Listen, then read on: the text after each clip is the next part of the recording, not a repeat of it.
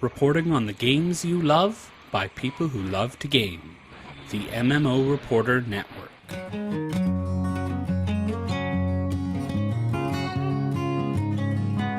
You, my friend, are listening to the Happy Hearthstone. This show is brought to you by Doghouse Systems, who make some of the most powerful gaming PCs on the planet. And I can say from personal experience that they have awesome customer service. Use the code MMOReporter at doghousesystems.com and get a free 120GB SSD. And by Audible, the best audiobook service in existence. Seriously, if you like stories at all, you've got to check Audible out. Go to audibletrial.com/MMOReporter and get a free 1-month trial and a free audiobook. Those ads help cover our server costs for the show, but if you'd like to directly support this show and the nice people who make it, you can go to gamediplomat.com/donate and show us some love. Thank you very much. Hello and welcome to episode 73 of the Happy Hearthstone podcast. The longest running Hearthstone podcast in the history of space and time and cards. I'm your host, Josh Augustine, and this week I'm joined by a new host, Craig. Hello, Craig. Hi, Josh. How are you? I'm doing very well. How are you? I'm doing okay. I'm coming off the end of like a 2-week brutal cold that had me knocked out and lying on the ground shivering for a full day. So I guess I'm doing better than that. You know what? I'm glad that you are off the floor and at least partially upright, sitting in a comfortable chair, hopefully. Yeah, I am probably half upright. I'm sitting down, so I don't know how that technically counts. Yeah, I don't know. It's a cross-junction section or something. Ooh, so fancy. So, Greg, why don't you tell people a little bit about who you are, why you're here, why you love Hearthstone? Okay, cool. Well, me personally, I was born in Jamaica, raised there, got introduced, bought my first Super Nintendo when I was around 10 years old and decided, hey, this is what I want to do for the duration. And pretty much aimed myself towards software development. And many years later, I'm working in the medical industry, of all places. And I enjoy playing Hearthstone because at first it was pretty much a way for me to get over League of Legends, which was a big effort to kind of pull myself away from that. But yeah, so I've begun to, really get attached to like Hearthstone as a game. I started in around like the second week of Nextramas, and I've just been loving it ever since. Nice. So you mentioned you came from League of Legends. So is it the competitive side of Hearthstone that you really like? I like that you can, one of the biggest problems with League is if you playing a game is about like an hour. Yeah. And for me, one game is never quite enough. Yeah, so, especially if you lose. Oh my gosh. Yeah, so, or if you have one of those really bad experiences where you just have, whether you're doing well or badly or you're winning the game or losing, you could have these experiences with your allies or your opponents where they're just being really, really, just nasty in chat. And then you're just kind of stuck in a virtual room where you're penalized for leaving for about 40 minutes. And you come out of that, you're just like, well, I either want a shower or another game, but something has to wipe away that negative memory. Yeah. And, in Hearthstone, it's like, okay, well, the rounds are 5 minutes to 20 minutes or so. And, at the end of the game, okay, well, you have control over the interaction as far as, if they're spamming emotes or whatever, you can always squelch. And, you can just kind of sit and enjoy, and, it's turn-based, so I don't, my reaction time isn't as necessary for it, and you're just kind of enjoying yourself and solving the puzzles, turn after turn. Yeah, I love all that too. Appealed a lot more to me.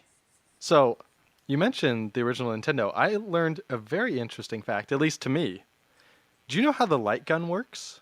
The light gun you used to play Duck Hunt on the original Nintendo? I have no idea how that works, and I've always been curious about it. Yeah, my friend asked me about it. Greg asked me about it last week, and so I looked it up because I couldn't figure it out, right? Because it's just a stick. There's no camera, right? Because the Wii puts a camera on the TV, and that's how it works. So It makes sense. So how it works is it is just a receiving receptacle. It receives light. And every time you pull the trigger, what happens is the screen for one frame would go black and then put tiny white, well, not tiny, but white squares where anything shootable is. So that Oh. so that for a split second the gun would say like, okay, do I detect white? And if you did, then it caught something, and if not, then it didn't. It was a very clever solution for a time when like they couldn't have done, fancy VR technology or anything like that. Yeah, exactly. Because like that's the big thing. It's the technological limitations of that time. You wonder like, how do I point this thing at my screen and it knows that I shot that duck? Yeah. Or it, Or that you didn't, and I then the didn't. dog Yeah. can mock you for missing. Yeah. I just watched that horrible movie, Pixels. I shouldn't bemoan the movie. It wasn't. It had its issues, but and the yeah, Adam Sandler seeing that, movie? yeah, seeing that dog again was like gave me so many flashbacks. I have not seen that movie. Does he show up just to mock you again? He shows up. He does a little bit of mockery, but it's more of a cameo than anything else. Oh, okay. That's fun. All right, so let's talk about why we're happy this week before Absolutely. we get into our real topics. Why are you happy, Craig? I'm happy because this past week I just hit rank 60 with with the last few of my characters. So I have all nice. 9 characters in Hearthstone at rank 60 now.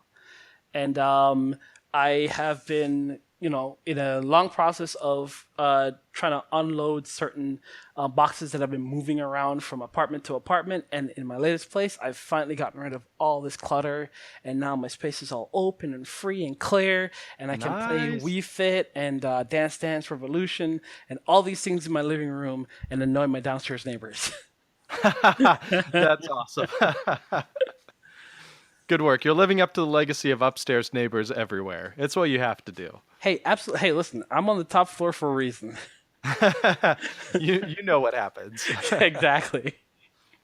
Very cool. So I'm happy I'm feeling better. Also, are you ready for a little heresy? Oh, okay. I am happy. Oh man, dare I say it? Nobody sending angry letters, okay? I found, excuse me, while I was out sick and couldn't work for like a whole week, I actually played a lot of Hex, another card game, online card game that I also really like. For shame. I know, but I found my perfect deck. Okay.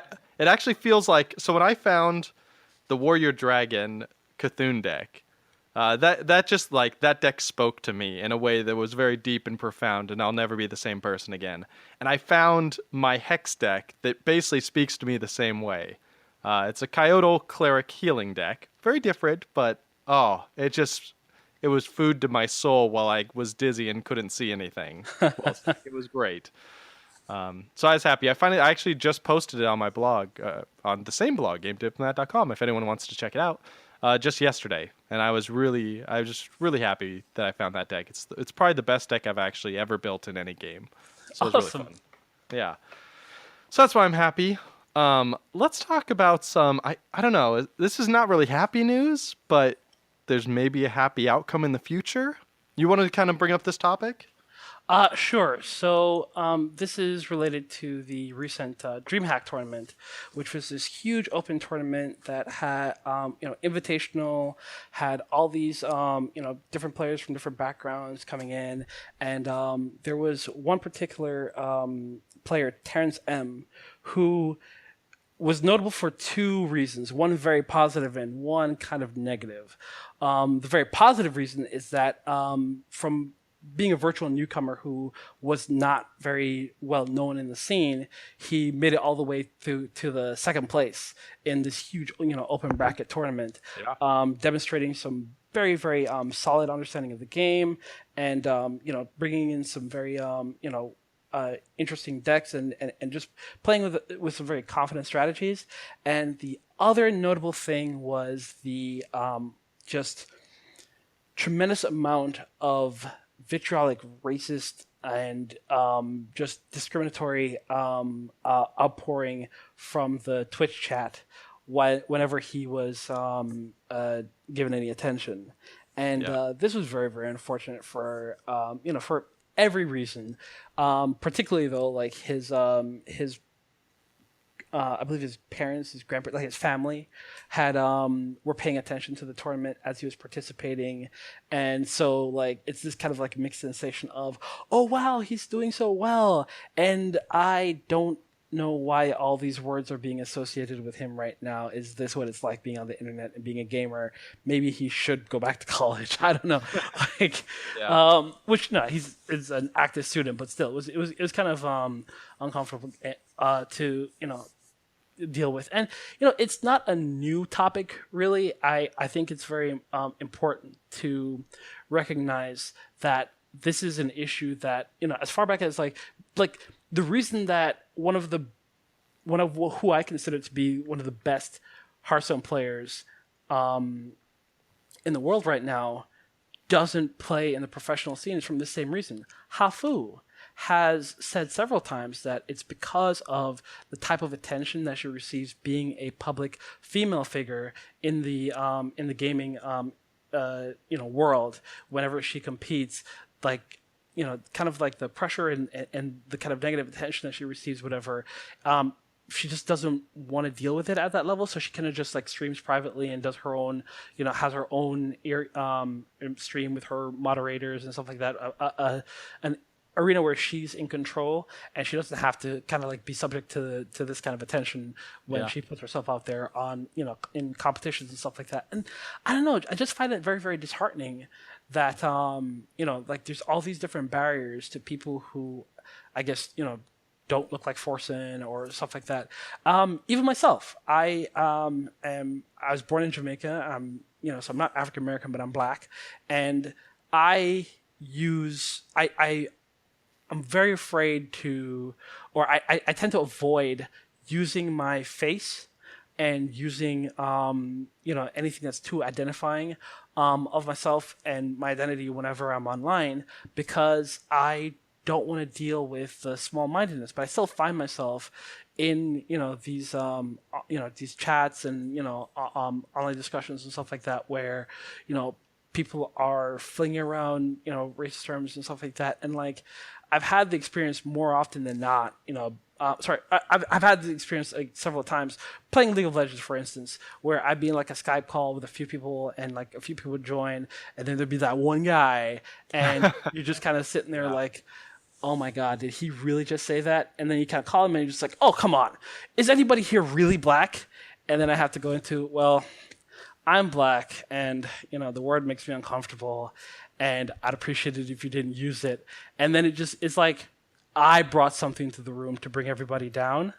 Yeah. And not what he did. Not what he did. Yeah. So it's a big topic. It's a small topic. It's I'm glad that Blizzard has kind of come out and said, hey, listen, we recognize that this is something that is important for us to address for Hearthstone esports and Blizzard esports to move forward and be taken more seriously, more and legitimately going forward. And it's a much bigger problem than Twitch chat and Blizzard and stuff like that. Facebook, Twitter, there's a lot of these like big social media outlets that are having to take take stock and take notice of how people are using their platforms for harassment and berating and bullying and stuff like that, and responding to that. So I'm glad that we're at a point now where big groups are kind of like paying attention and holding themselves responsible to it. And I really hope that this leads us towards a technical solution, but also leads towards us kind of like holding the people kind of responsible to it, so that this type of thing can be really like addressed at the source. Yeah, I mean, because that's ultimately what it comes down to. A lot of times, people in Twitch chat are saying that because they think it's funny, and other people think it's funny. They get a good reaction when they do it. Right. And I'm really happy with Blizzard's response to this. They came out and said, they're teaming up with their players, their streamers, their moderators, and also partners. They mentioned Twitch, DreamHack, and others to get consensus and collaborate on what to do differently. It's all kind of vague, but then they mentioned one very specific thing that could be very interesting. They said they're, investigating a pilot program that Twitch has in the works to streamline moderation and combat ban evasion. And then they're also updating their partner policies so that anybody that works with them has to follow these checks and balances and repercussions if stuff like this happens in the chat channel. So I think this is actually it's really exciting to hear Blizzard kind of take a proactive stance and help maybe try and pioneer some ways that we can combat this sort of thing. I think this is really cool. I think it's really promising. Mike Morhaime, Blizzard's CEO, like I think it was 2 BlizzCons ago, he gave this really big statement about combating online harassment and combating all this stuff in the very opening ceremony of BlizzCon. And so it's definitely something that at least it appears like they take very seriously and they're going to try and fix. So I think this is it's obviously it was a very sad moment for the Hearthstone community. That's what we're doing to the newcomers that are doing great in the game, and we're just it's disgusting, right? Right. But it looks like some good may come out of it, regardless of that. That Blizzard's going to hopefully take that and turn it into something good in the future. Yeah, I mean, being able to say, hey, we're going to take the lessons learned, and this isn't just, oh, boys will be boys. This is, we're going to have an actual, response to this. I think that's a definite step in the right direction. Yeah. All right. Enough about that. Let's talk about some deck battles, buddy. Alrighty. Because that is why we're here today. So for people that don't know, we do these deck battle episodes once a month, usually. And the guest host brings on their favorite deck. They break it down for you. They tell you what cards are in it, how it works, why they like playing it, all that sort of good stuff. And then we do a best of 3 battle against me live on the show.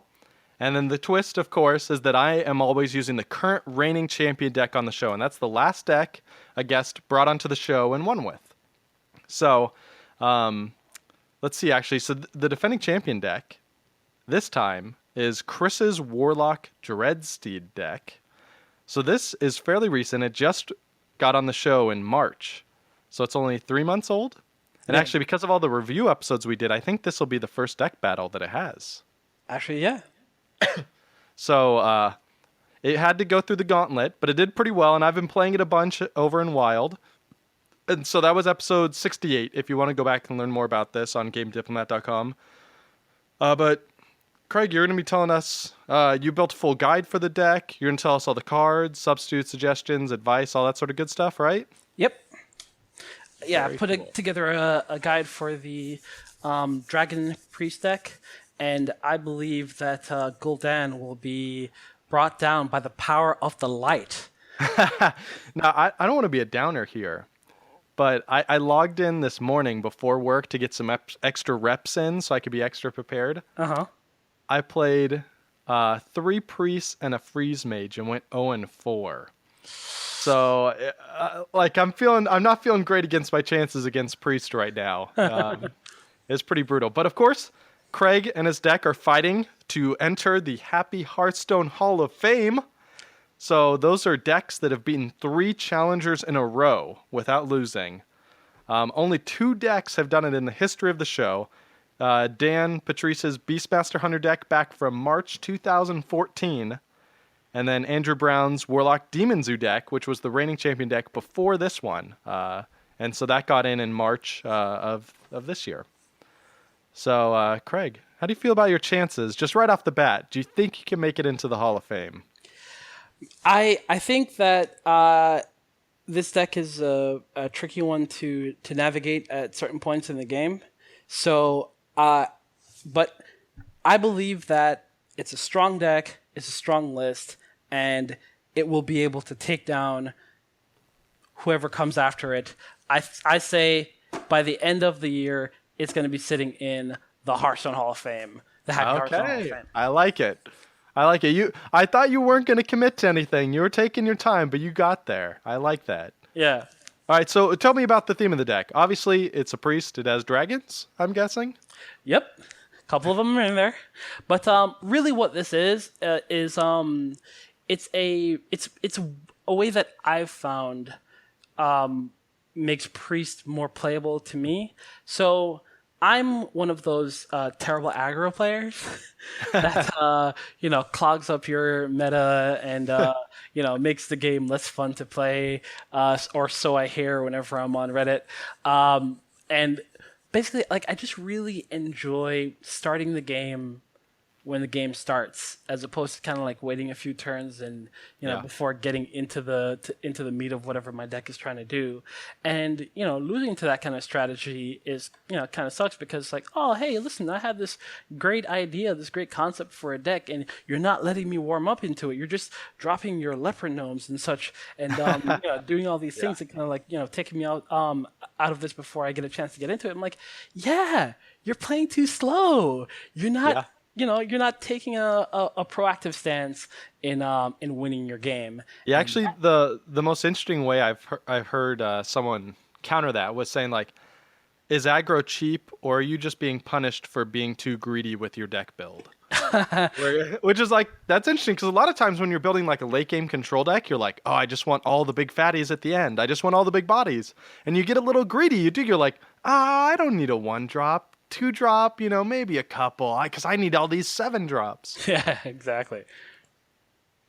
All right, so you like taking down aggro. So this deck is focused on playing stuff early and kind of keeping pace with them and then beating them? Well, what I'm saying is, like, as the person who's like kind of more of like the aggro tempo play style, when I was playing like those traditional priest decks, it was really, really hard for me. But like the having a deck for priest that gives me multiple options in turn 1, a really solid turn 2 body, and just like these great minions that I can use to start establishing presence, and great ways to like take control and and establish tempo on the board as I'm going through the mid game, and just like really great ways to kind of like close out and get value. Like, it's a bunch of different types of decks in one, and it plays differently in different matchups, and it's just really, really interesting. But it starts the game on turn 1.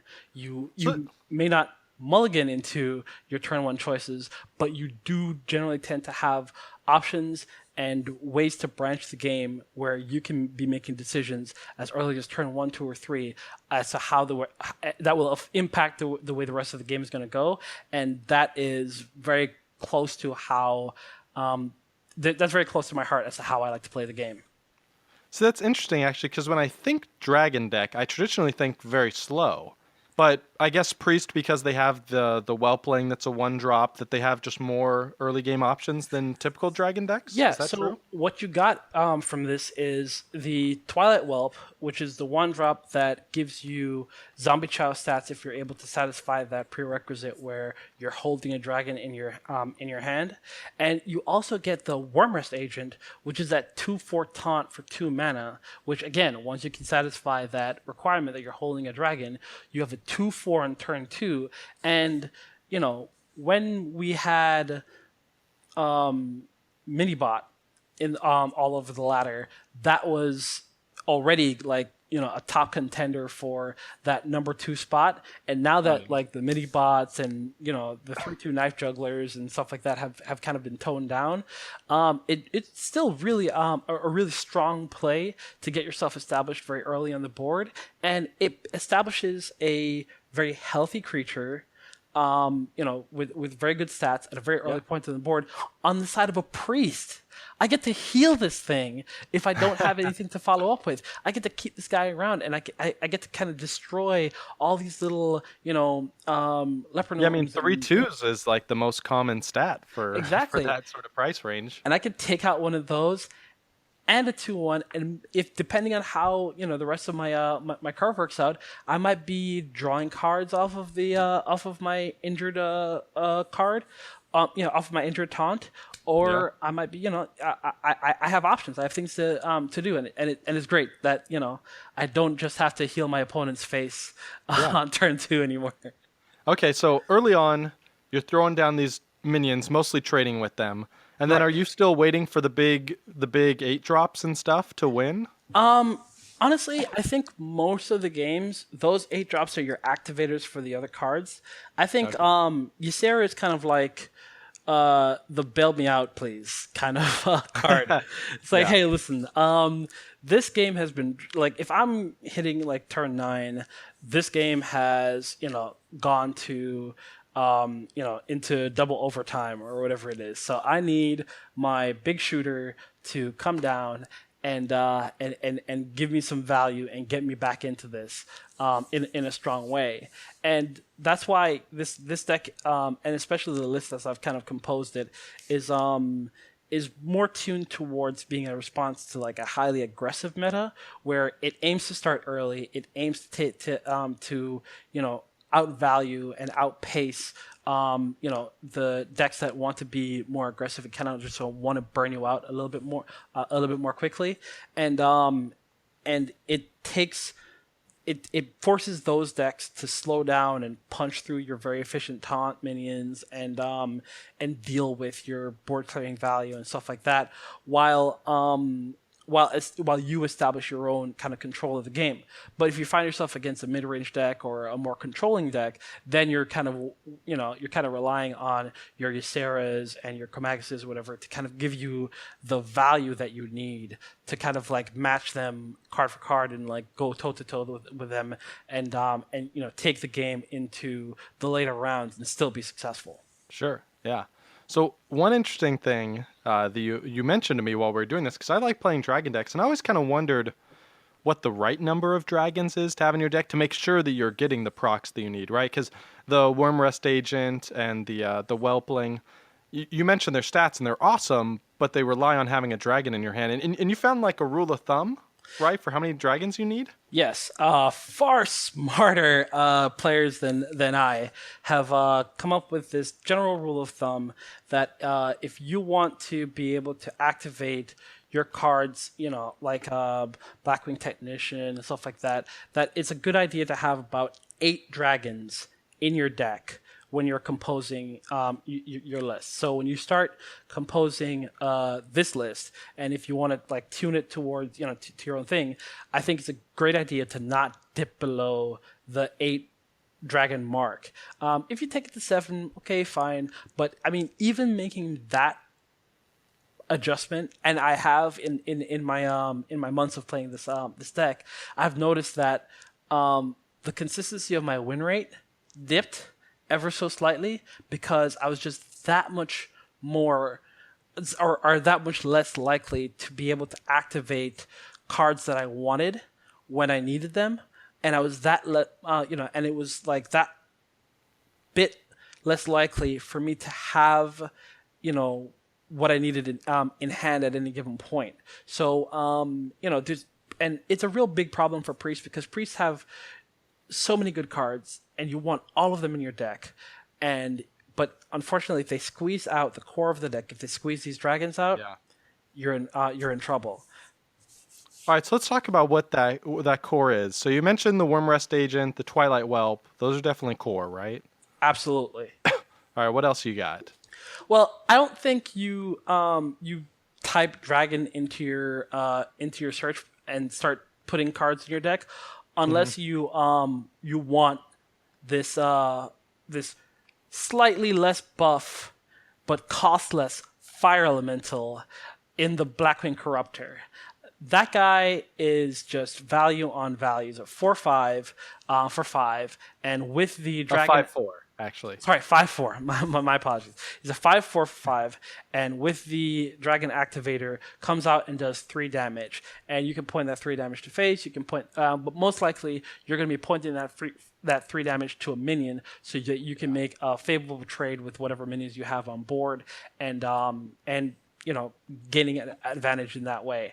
And or sniping that ethereal conjurer that may just drop all the time. Yeah, absolutely. Feels so good. Nothing's better than that. Like just oh hey, here we go, and oh, ethereal conjurer or Jessica Trueheart. Well, sorry, but goodbye. Because 6/3, you're like, oh no, especially because I'm playing Dragon Warrior a lot. Okay, it's like, oh, am I gonna have to run my face into that with a weapon? Oh, it's gonna hurt, and then nope. This guy's going to come out, kill it for free, and leave a huge body. Absolutely. So I think Blackwing Corruptor is a superstar of any dragon deck. More so than even your 8 or 9 mana dragons. So I'm very, very happy to have him in there. And then we talk about dragons. Well, dragons came out in BlackRock, but didn't really start taking off until TGT, and one of the big reasons that it started picking up in TGT was because of Twilight Guardian. Now, Twilight Guardian is a 4-mana 2/6, and even at that stat line would be a decent card for a priest to be able to play. But with the dragon activation, you get 1 extra attack stat, giving you a 3/6 stat line, which is not just kind of uncommon in the 4 spot, but really really influential at that point in the game for having that 6 health. I mean, if I say I just played a 3/6 and now it's your turn 4, you have to deal with it. I'm taking Fireball off the table. What do you do? Yeah. Fireball and then Shadow Word Pain. So which you have too, so that's no big deal. Exactly. Yeah, those are the only 2 good answers I've seen to it. Even then, most of the time, I'm happy to take a Fireball on my dragon instead of my face against mages. Absolutely. And it takes their entire turn to remove the card that you just played, so you probably have an opportunity to, go into your turn 5 and land whatever you're going to be bringing down at that point. So so it's a really really strong play, and it just gave dragon decks what they needed, a way to kind of like transition into the mid game with a strong solid card. And again, you're a priest, so this thing takes some aggro, you're going to be able to bring it back, and you're going to be able to keep it alive and in the game. So that is one of the stronger cards that makes this possible as an archetype. And then I also talked about how pretty much Ysera is essential to this deck as a kind of like a last ditch effort. I tend to drop Ysera very very carefully. Right, like it's not just hey, I have 9 mana, Ysera's on the board. It's more like how much removal have I seen here? How much, where are we at in the game? When Ysera comes down, the game should be over in a couple of turns. Usually, Ysera getting dealt with is hint hint. It is kind of like the death knell on my on my whole strategy. So if holding it, using it to activate other cards or whatever, and then just kind of like if I'm being ground out of resources and things are kind of swinging against my against me, then I can put Sarah on the board. Boom! I get options. I'm getting dream cards, and hopefully I'm getting like 2 or 3 of them, and I'm able to kind of like turn the tides and kind of like switch the tempo of the game back into my favor. Yeah. Yeah, it was super annoying. Between that and Entomb against this Dreadsteed deck. Are you running Entomb? Yes. I bet you are. I'm running a copy of Entomb here. And I like this card. I'm missing my Light Bomb, but Entomb is particularly valuable, and I found like there's a lot of these decks on ladder that have these like significant drops, and not just Cthulhu anymore, but like N'Zoth and these like big influential single cards that so Entomb really just kind of came in and positioned Priest to be able to deal with this kind of like old gods thematic meta. And it's not everything that you run into on the ladder, so I try not to run too of. As a matter of fact, I'm very very cautious about the cards that cost above 5 mana and above, and being too generous with that with that area of the deck, because hey, if the game started at 4 mana, this deck would be amazing. But unfortunately, it starts off at 1 mana, and you don't always have that many options when things kick off. So you want to position yourself where you can make use of the resources that you have to start off the game, and then you have these few influential cards that can be key to helping you stay in control of the game or take over and lead you to victory. And Entomb is really good for that, because you could take your opponent's late game and use it against them. Yeah, it's a huge swing play. It's pretty crazy. Yeah, absolutely. So I'm hoping you don't draw it in these 3 games, is what I'm saying. All right, so we're going to jump into our best of 3 series. As a reminder, I'm going to be playing the Chris's Warlock Dreadsteed deck from... Yeah. Yeah, introduced in March 2016. I get confused 'cause there's so many Warlock decks recently. It is the Warlock Dreadsteed deck. You can go back to episode 68 if you want to see more about it. How are you feeling about your chances before we go into this, Craig? You know what? I've gone over his list and done a little bit of my homework, and I'm feeling pretty good about this. Okay, all right. I think Feeling confident. I like that. But you're still gonna get crushed. I think I'm going to be crushing Chris's hopes and dreams of getting his, Oh my his deck into the pantheon of decks there. Wow.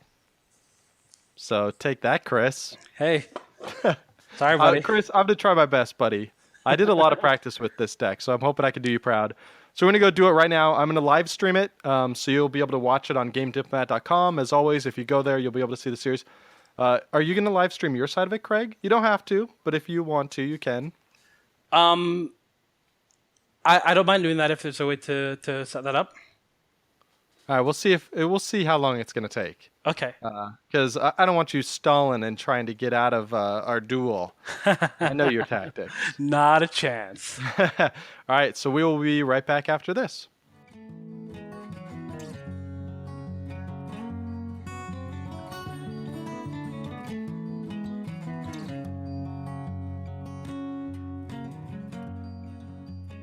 All right, and we are back after a very short and painful 2 games, only 2, didn't even go full 3. Craig, let me congratulate you on what I think may be the biggest win ever on Happy Hearthstone between 2 decks. That was not even close. Yeah, no, it wasn't, unfortunately. Thank you for trying for half a second to pretend at least. Listen, I think that I think that you piloted your deck as proficiently as you could, but you were merely outmatched by the flexibility of the Dragon Priest deck. It certainly felt like it. I was saying on my stream, every single turn I was playing my mindset when I looked at the board and looked at my hand and looked at your board, I was always just like, okay, what can I do to not lose the game this turn? Because that's what I had to do. Because you had lethal on the board like every single turn after turn 4. It was brutal. You kept the board filled. You kept healing up. You traded really well. And I just felt like I didn't have answers. The one time I was getting optimistic, you stole my buffed Nerubian egg and then punched my own guy with it and stole my 4/4. What a jerk priest thing to do. Yes, that's a terrible thing to do as a priest. But it's particularly why Shadow Madness is in the deck. Yeah, I mean, I did not expect Shadow Madness because I always enjoy Shadow Madness. It's fun to play. Mm-hmm. I don't see it in too many decks. I mean, is it for cases like that essentially? Yeah, it's Okay, so what you don't see in this list, and what you're not even seeing on the options for the list, is a Cabal Shadow Priest. And Priest makes a habit of using the strength of your opponent against them, kind of like a Tai Jitsu type of deck, usually. So the Shadow Madness I like as an alternative to just having several Holy Novas and stuff like that, as a way of kind of like, okay, it's a kind of a removal, but leveraged properly, you're removing something and kind of putting yourself at an advantage. So that's kind of what it's there for. Yeah, because I mean, especially now, you mentioned N'Zoth as kind of a thing that's happening in the meta. There's a lot of good Death Rattle cards being played out there, and a lot of them are less than 3 attack that you can steal. Yeah, absolutely. So being able to take something, swing it around, send it into their side, and get benefit from it on your side, very good. Yeah. So one thing I noticed, and I'm curious if we just didn't play long enough games to even see it. I didn't see any new cards in your deck. Are you running new cards in there, and you didn't even have to even bother playing them because you were beating me so bad? Sometimes I'm running new cards, and sometimes I'm not. Actually, no. None of the cards that are in this current list are from the Old Gods expansion. I don't think like the Old Gods did nod in the direction of dragons a little bit, but based on the cards that I tried, Scaled Nightmare, the 2/6 that doubles its attack every turn. There's the okay, it's a Twilight something where the attack is equal to the number of cards in your hand as opposed to the health being being buffed up, and you're not even seeing like Twilight Drake in this deck. Okay, I'm probably saying that wrong. Is Twilight Drake the one where the health is boosted by the number of cards you're holding? I can't remember, dude. Okay. All the cards in the new set are so confusing because it's like 10 different names for cultist all thrown in there, and you're just supposed to like know, oh, the disciple's the one that gives it every turn. Yeah. Yeah, it's been a little bit of a mind bender trying to keep up with all the new influx of cards, and the fact that I haven't even been in Wild just because I'm still trying to understand Standard and get my mind wrapped around all the stuff that's happening there. So Yeah. I can't imagine all the combinations when you take these cards and you throw in the the GVG cards and all the NAC cards into the whole mix or whatever. So yeah, Yeah, insane. Wild is pretty crazy.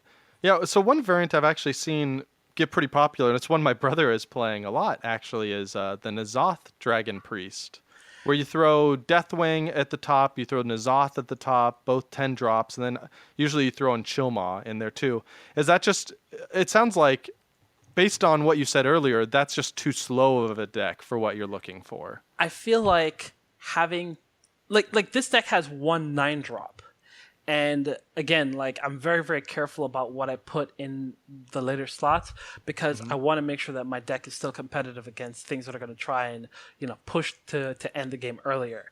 Your brother's deck sounds like an excellent deck against control meta, and if you're not hitting, I would say rank 15, 10, that area, whatever, then there's a good chance that you're going to be running into like a mix of decks across the spectrum. And so having something that leans towards heavier control that has these big bombs that can kind of come in and end the game and, gets all that value out of it, I think it is actually, very, very strong. But as you start getting into those upper echelons where you're running into a lot more tempo, a lot more aggro, and, a lot more, decks play, a lot more consistency. I think you're gonna find those 10 mana cards sitting in your hand while you're dying on turn 7 a lot more often, and that's what I personally found. So that's why I tend to trend away from those from those decks, unless of course I'm running like a lot of healing and a lot of removal and things to kind of get me to that later point in the game.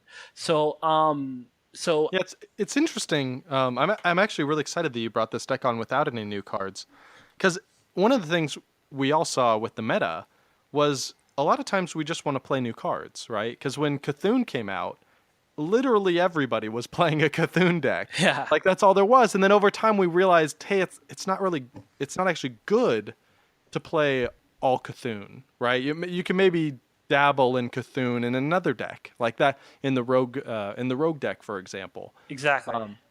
And so it's interesting to see an archetype like this that is kind of a more anti-aggro dragon priest deck look at all the new cards and be like, you know what? I've tried them.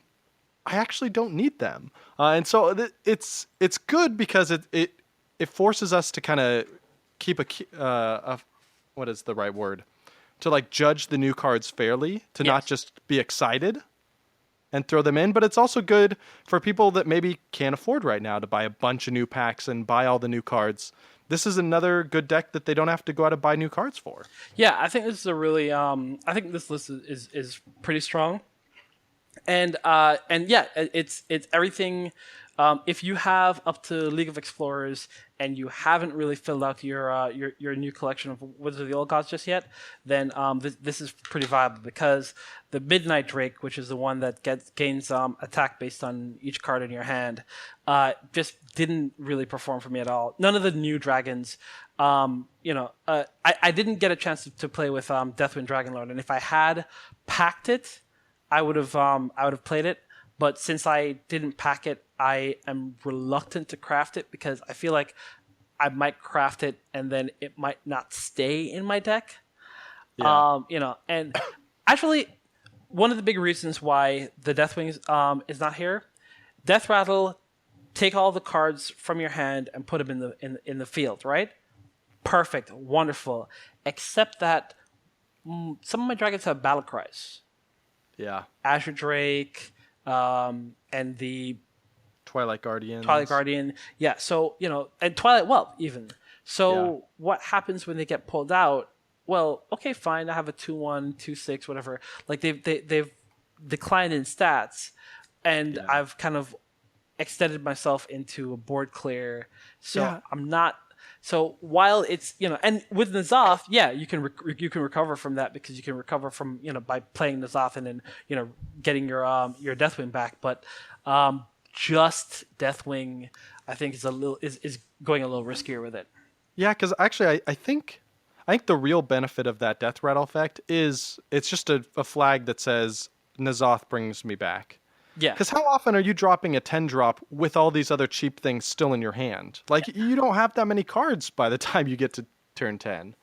Exactly. Unless you've gotten really, really lucky with your drawing. I mean, Scott brings this up in our reviews a lot. It feels like a win more. If you're on turn 10 dropping Deathwing with 5 dragons in your hand, you're probably going to win the game anyways. You know what? I will say this though.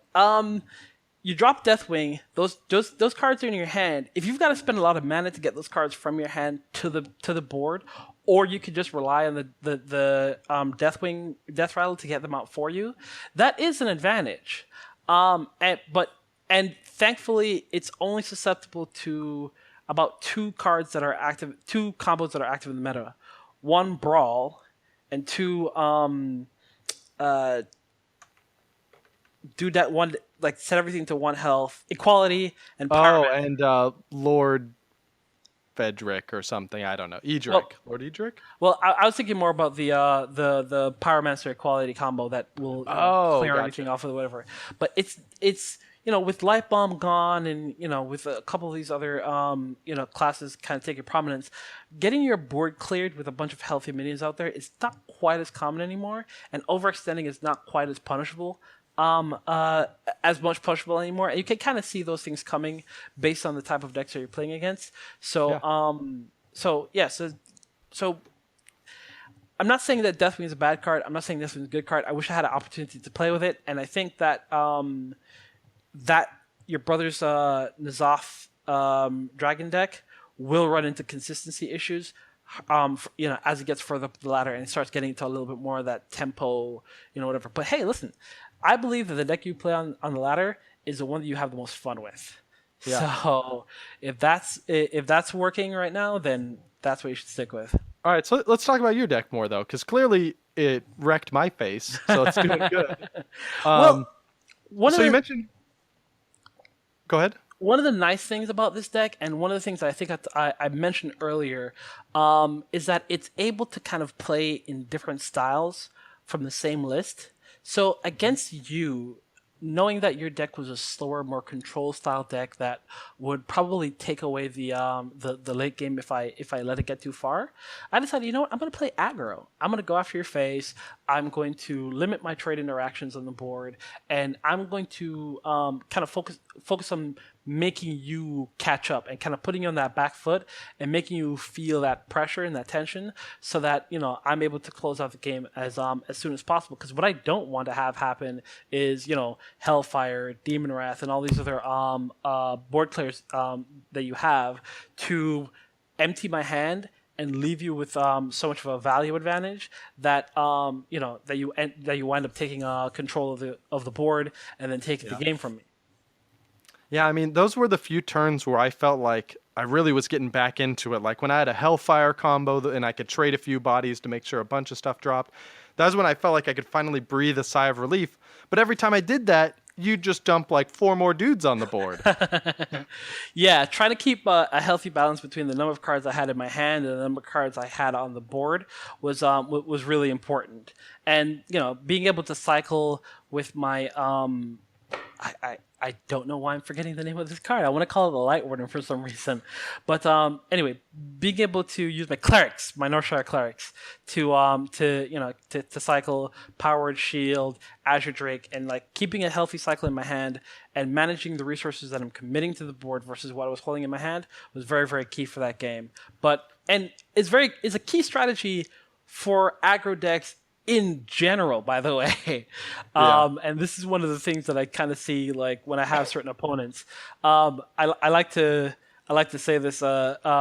I'm favored in the mirror when it comes to a lot of these aggressive decks. I keep track of my stats or whatever, and I generally tend to find that when I'm up against when I'm doing that face hunter versus face hunter or that face shaman versus face shaman, or generally I tend to come out on top over the course of the season, and I think it's because I believe there is strategy involved in every matchup, no matter how easy it's supposed to be from any particular side, and and there's a lot of resource conservation that you have to do, even when your intent is to play aggressively, because you're trying to end the game quickly, but you're also trying not to be out of the game by falling victim to what control decks like to do, which is deplete you of your resources.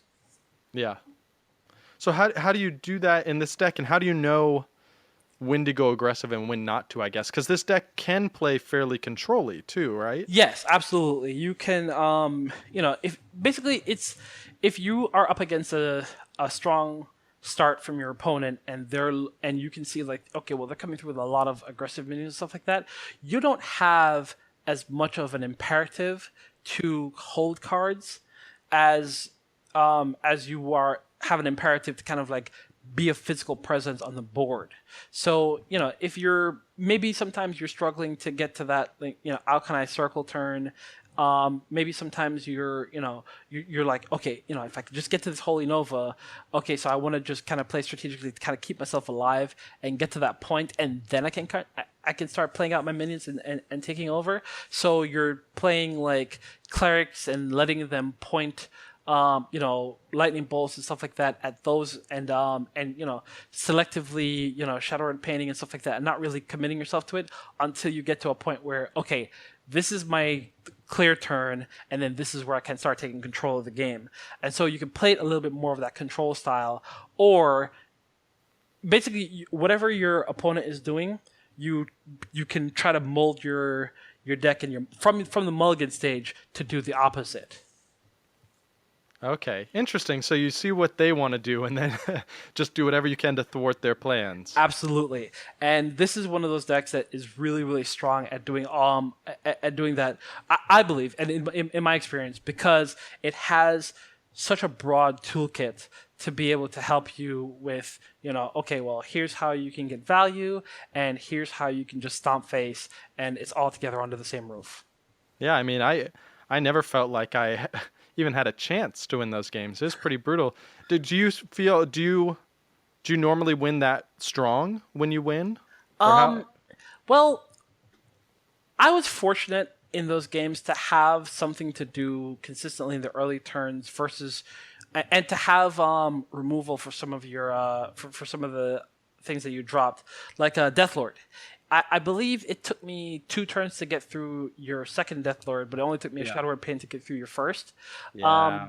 And I was sitting there on the stream talking about it forever, like, oh no, is he gonna have it? I played it anyways, and then you didn't do it right away, so I was like, oh, he doesn't have it, because you're checking out your hand, you played another card, you healed something, and then you Shadow Word Pained it. Oh, it was so painful. I thought I was in the clear.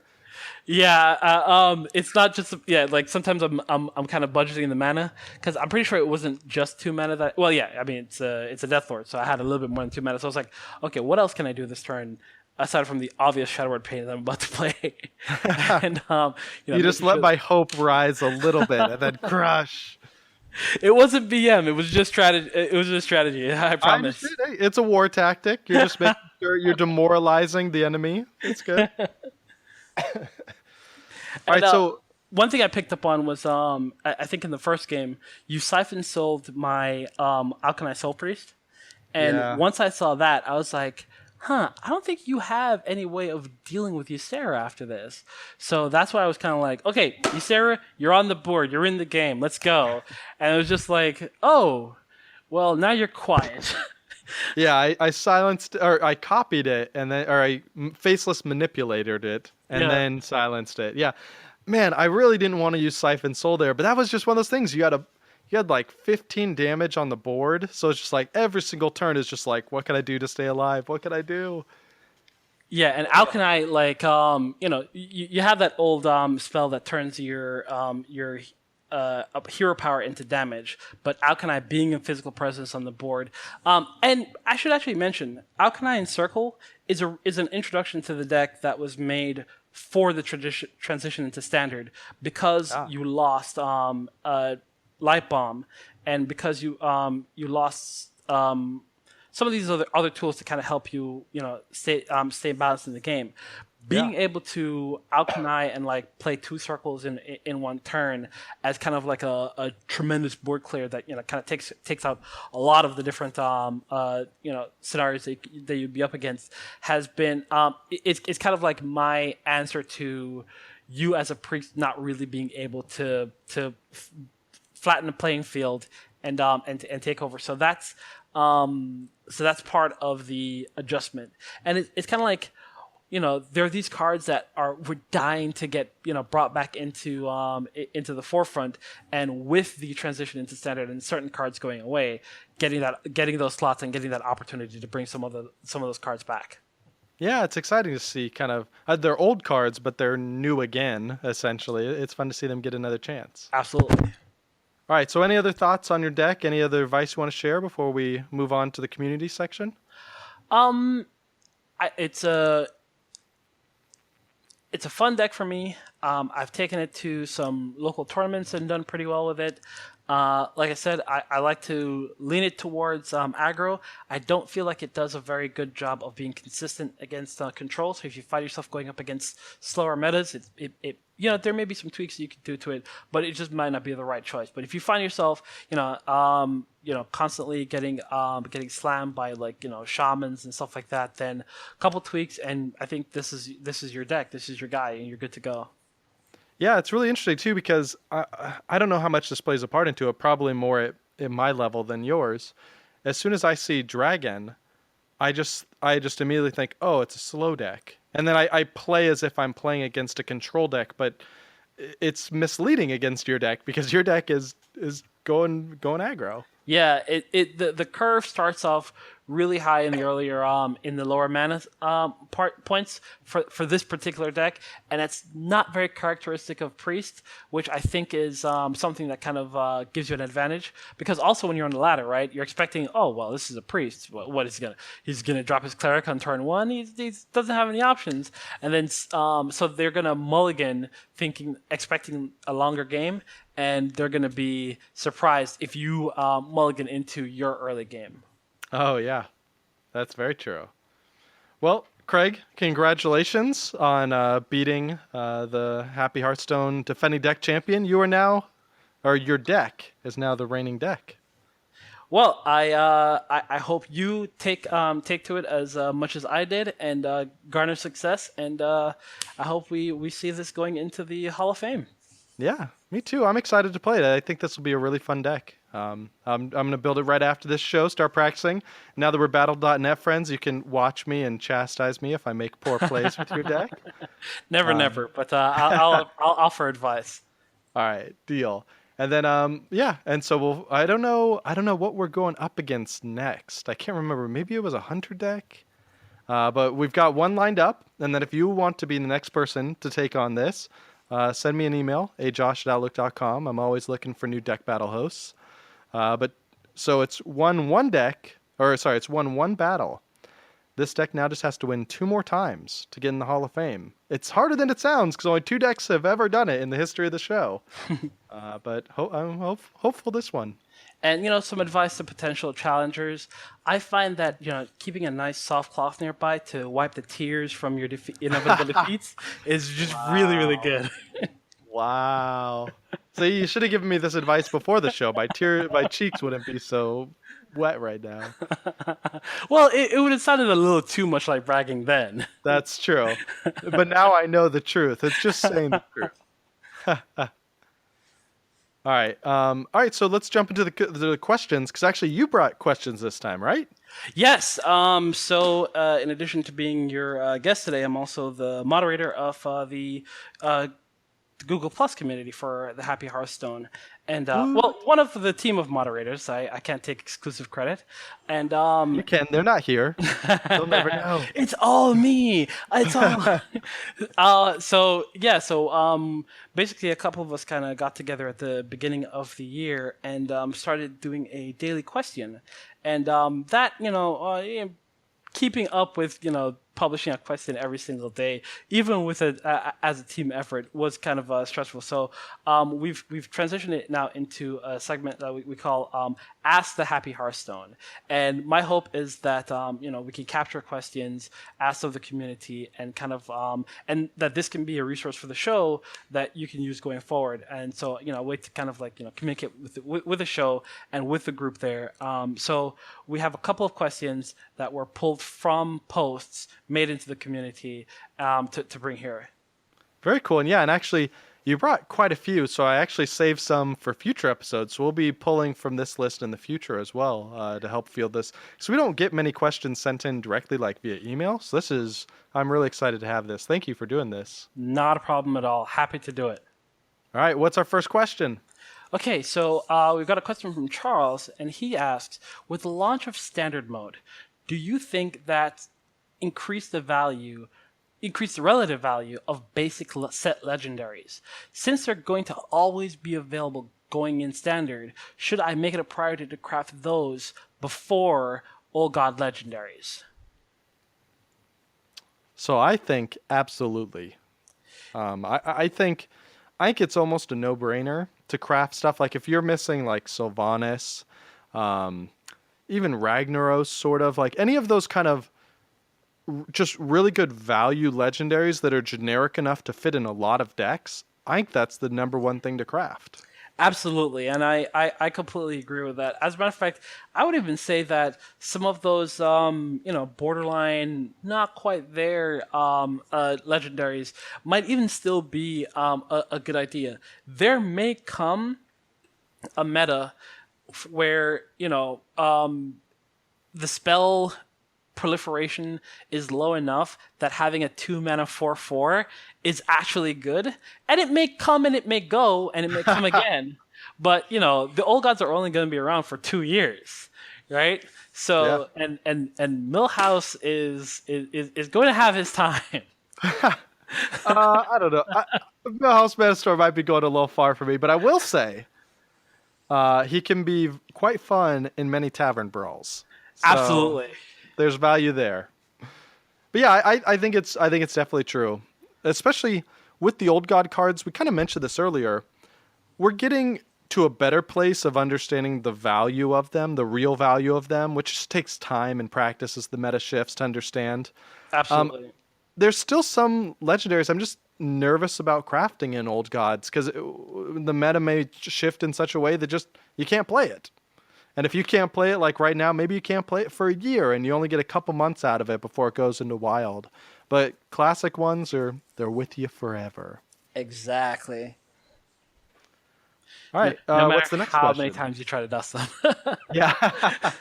Okay, so the next one is from Sharon, and she asks, have you ventured into wild? How has it been for you, and what have you encountered? And this one I'm actually going to pose to you, Josh, because I have not ventured into wild. Yeah, so it actually surprised me, right? So I did not... So full disclosure, I had no real intention of playing wild. I didn't really find it interesting. I figured it's just going to be really cheesy, overpowered decks that aren't very fun to play against, unless you also have a super cheesy, overpowered deck. But I had to play wild a lot to practice for this Dreadsteed deck. Mm-hmm. And the opponents really weren't that bad. Or the decks really weren't that cheesy. They felt like, oh, I'm just kind of playing 6 months in the past, sort of. Okay. You just see a ton of Dr. Booms, right? But at this point, we figured out the answers to Dr. Boom. So I mean, I'm running oh man, my brain. I blame the cold. The dude that snipes the 7 attack or more. Oh, Big Game Hunter. Big Game Hunter, thank you. So like I'm running that in the deck and all that sort of stuff. So you just see that. So every now and then you get like PTSD flashbacks to like, oh god, it's Dr. Boom again.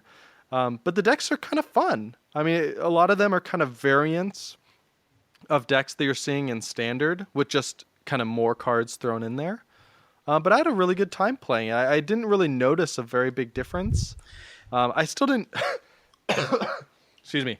I didn't play ranked because it's hard enough for me to climb the ranked ladder. I need to focus my attention on one. So I don't think I would ever play wild ranked. But wild standard was a lot of fun. I think I'm at a point where I'm just like, if I play, it's ranked or I'm just being a wuss. So and that's a personal statement. That's not a thing against anybody. I have a collection that's near complete. I have so many classes, so much experience with so many classes. I can build any like meta appropriate deck that I'd want to try. So kind of like taking the licks in ranked for me is kind of like basically like it's the only way you get to feel anything anymore, Craig. There you go. All right, that's good. You got like this is a child-friendly show. Yeah. All right. I was gonna make an off-color joke. Okay. But I won't. I understand. Yeah, and I don't know. I mean, maybe Wild's the new thing. Maybe that can be the new thing that makes you feel again, Craig. You go in there because you'll face all these new cards and not have to. And don't do rank, just do standard and be like, oh man, these cards, I forgot about them. Hey, I actually am looking forward to the season where I can match my ranking in both sides. Hopefully in Legend, but at least rank 5 or something like that. Something significant in both ladders. Yeah. So I think for listeners, if you're not really interested in Wild, don't force it. Because what I think will be really fun, 2 years from now, 3 years from now, that's when going to Wild is going to be like a totally different experience. Oh, yeah. Because that's when you're going to have a huge card pool that is only touchable there. Because right now it's like most of the cards you're playing anyways are standard. But like 3, 4, 5 years down the road, Wild is going to be just a crazy nostalgic field trip. Like if nothing else, I'm going to go there every few months and just be like, oh, I remember all these cards. Oh, I remember when old gods were dominating everything. How crazy to see Cthulhu again, right? You wouldn't have seen Cthulhu for years at that point. Yeah. If you hadn't been playing. And honestly, I think we're also going to be seeing some emergence of like things that just were not possible at any point ever in Standard, but because of the intersectional cards that are going to be available to you, you're going to be seeing some insane new combinations in Wild that will only exist there. Well, there and every once in a while you'll draft the right deck in Arena and you might have it. Yeah, it's true, actually. I didn't think about that because all the cards that are in Wild now, all the cards they're paired with, they've always been paired with. So they're kind of balanced to be paired with those cards. Exactly. Oh, yeah, that's interesting. So the cards that are out now, when they get combined with, Old Gods or whatever comes after Old Gods in the future, there could be some super crazy combination. Hey, we're just getting started in the year of the squid or whatever it is. The year of the squid. The most serious of years. All right, so iTunes reviews. We didn't have any again. This is like 3 episodes in a row, I think. So if you like the show, if you haven't rated us on iTunes, that's how new people find the show. iTunes ranks the podcast when people search for Hearthstone based on the reviews. So if you go on there, give a 5-star review, leave a message. We'll read it on the show next time. No donations as well. But we do have a card of the week, Craig, and that comes with a song. Oh, yes. I'll tell you this much. I finalized my song before I finalized my deck, so I'm ready to go. Wow, okay, all right. This is what you were actually preparing for. Absolutely. Yeah, I actually have like 3 different options here for songs to pick. What? You haven't even chosen one?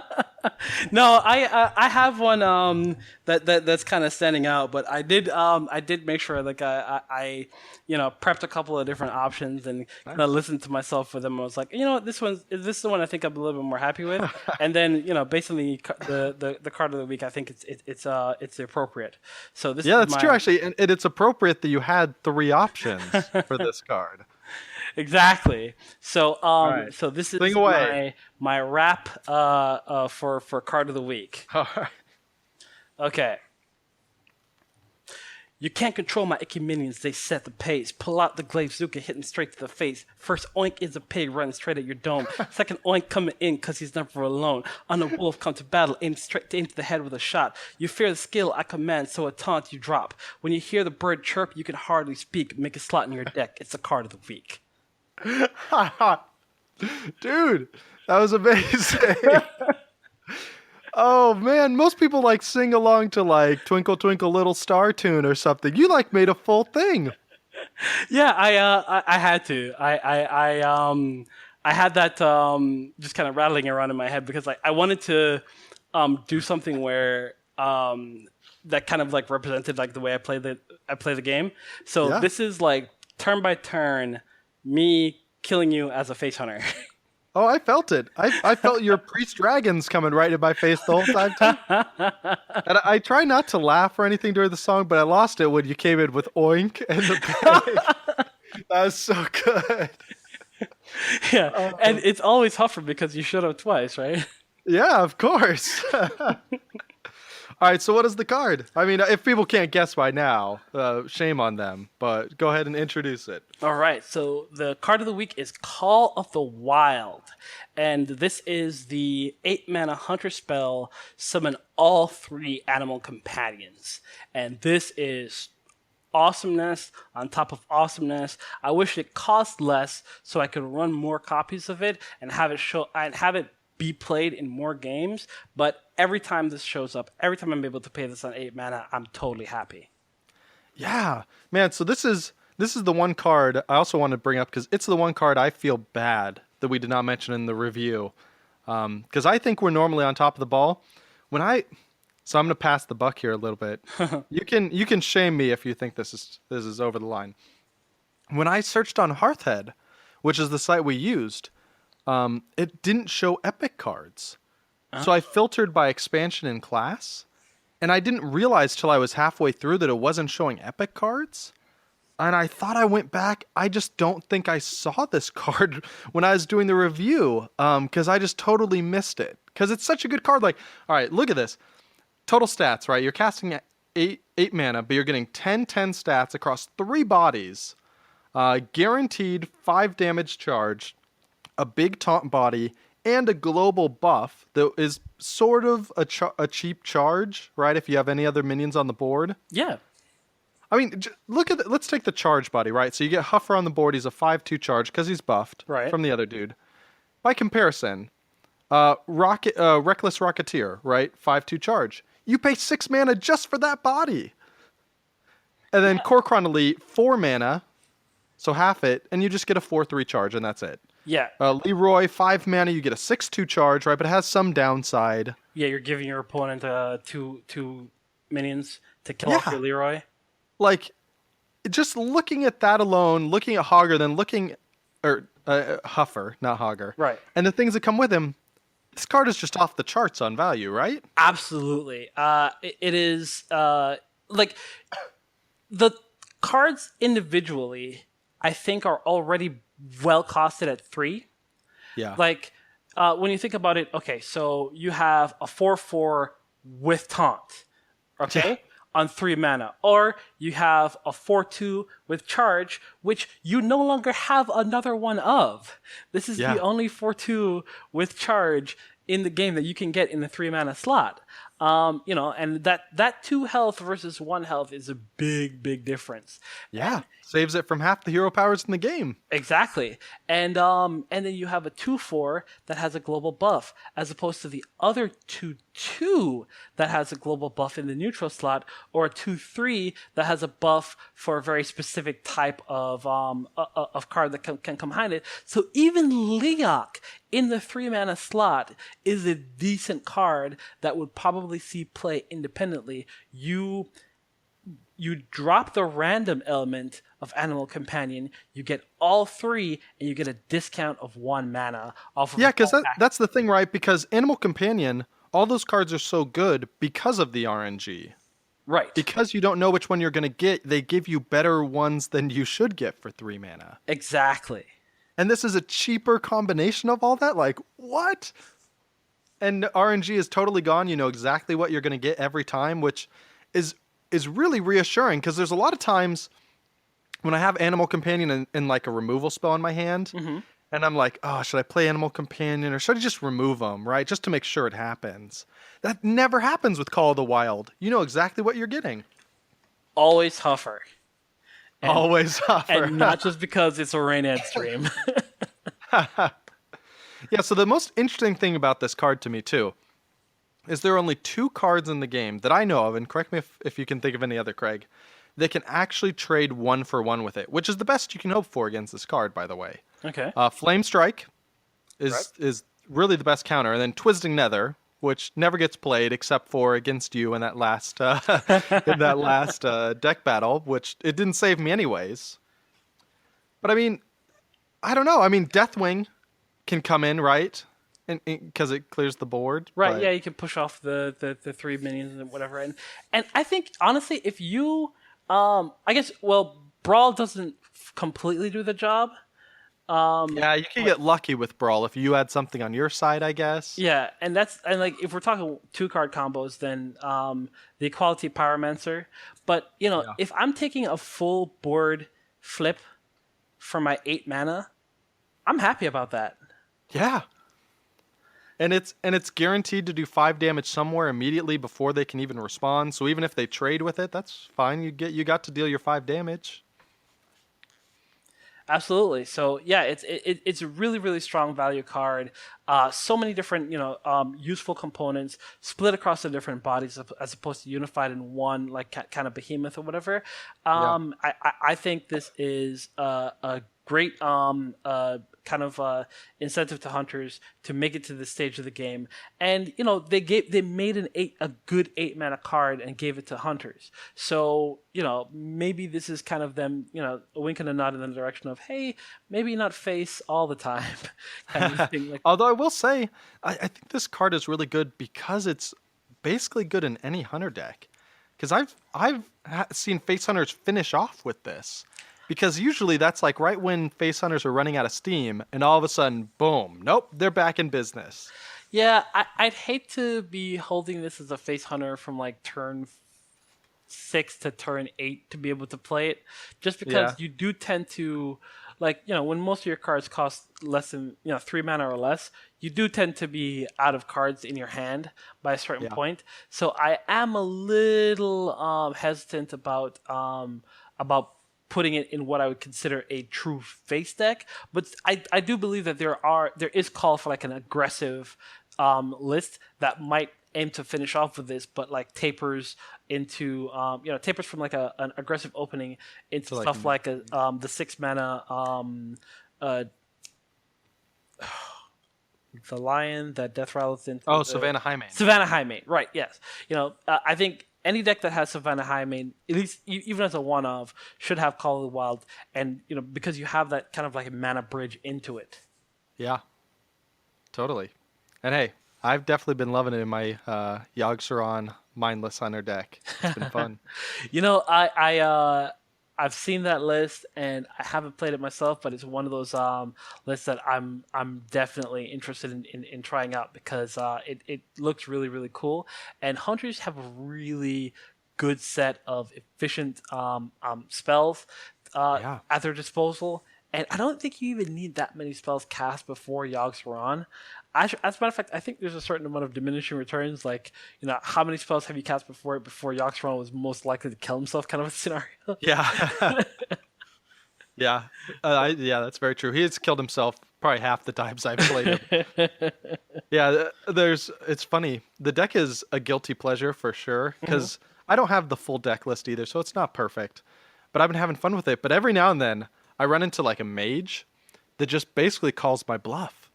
Because most of the hunter spells, at least the ones I'm running, like maybe like a third of them are targeted minion removal. So they just won't play minions. They'll just Oh. they'll just attack my face with spells and ping me, and like all I'm left to do is like I can throw a couple spells at their face, but just hero power every single turn, and then eventually they're like, "Well, it's turn 10. I'm gonna drop my legendaries, make a bunch of fireballs, and now you're dead." Ah. Where every now and then it just felt helpless because you're like, "Oh no, there's nothing I could do." Pass, and every time you pass, I die a little inside. Yeah, and also from losing health, right? Yeah, that's true. I die a little spiritually, emotionally, and in game. All right. So, any other thoughts on this card before we close out? No, it's a tremendous value card, and I recommend it be in any hunter deck worth playing. All right. There you go. So, if you want to check out Craig's awesome Dragon Priest deck, you can find that in the show notes on GameDiplomat.com. We'll have links to all the cards and the full deck list, and also a separate article, which will be linked in the show notes, where Craig goes through card by card, explains why it's in the deck, how to play it, and how to win with the deck, which I'm super excited about. I'll definitely be reading all of that since I'll be playing that deck in the next deck's battle. Absolutely. And we'll also have videos of our live streams there. So, Craig, you were able to record your side, I think, right? Yes.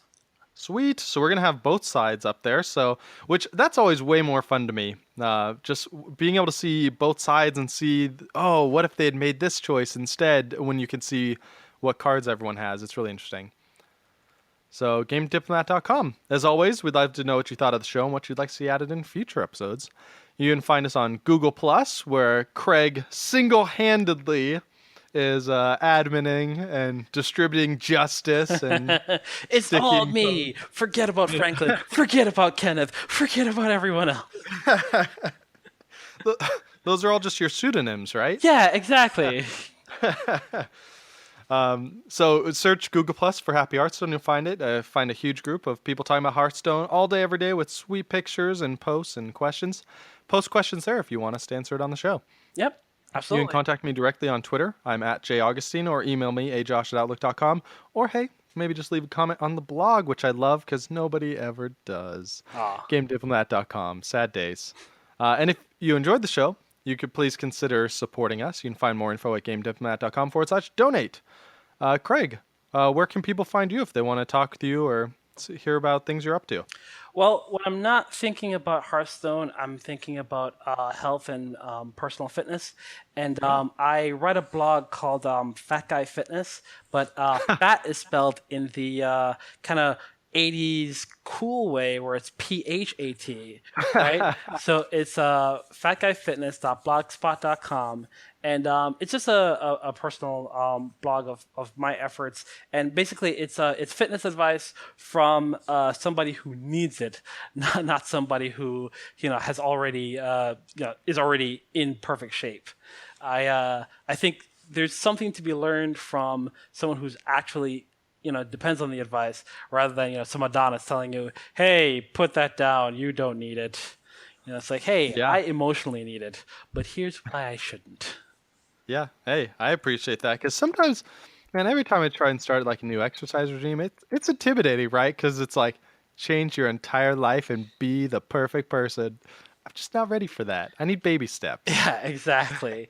And you know what? Sometimes the thing that you need to change isn't the thing that they want to talk to you about. So it's good to have a venue where you can kind of like get the flavor of here's what this guy's experience is, and I try to get really, really personal and dig really, really deep as far as like the stories that I share, and so it's not just like, hey, this is my advice. Like, no, here's my path, here's my story.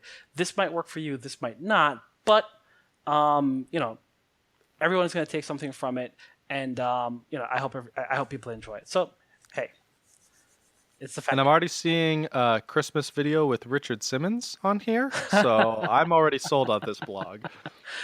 Yeah, I think I just kind of some of the later entries. I was really looking for content.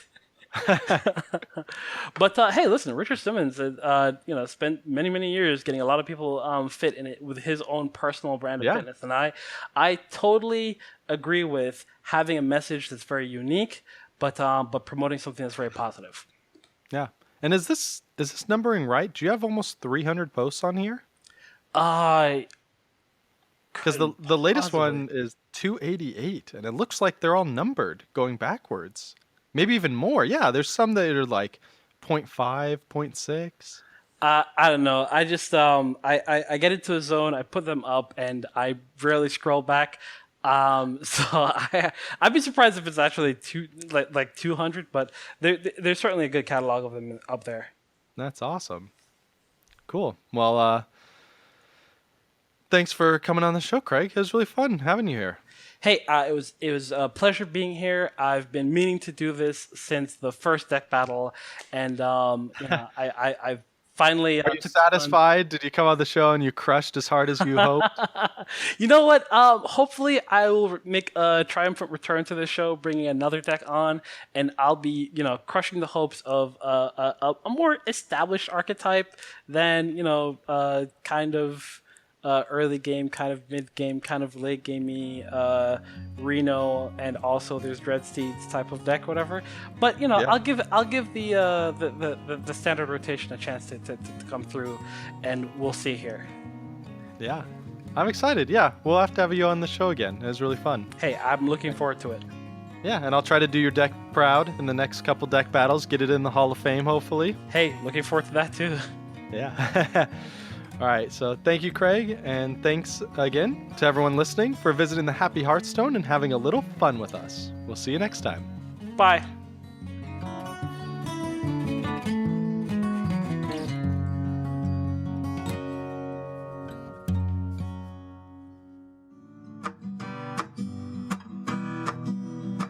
Thanks for watching the video, everybody. Don't forget to check out all the other podcasts at MMOreporter.com or by clicking on any of the links here. And please check out our Patreon campaign at patreon.com/MMOreporter. Thanks, everyone, and see you in game.